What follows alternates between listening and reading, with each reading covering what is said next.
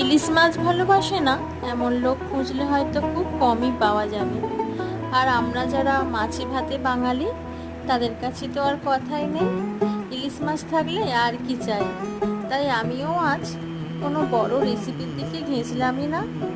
ইলিশ মাছ ভাজা, ইলিশ মাছের তেল, আর সঙ্গে একটু কাঁচা লঙ্কা চিরা আর কালো জিরে দিয়ে পাতলা করে ইলিশ মাছের ঝাল, ব্যাস আর কি চাই।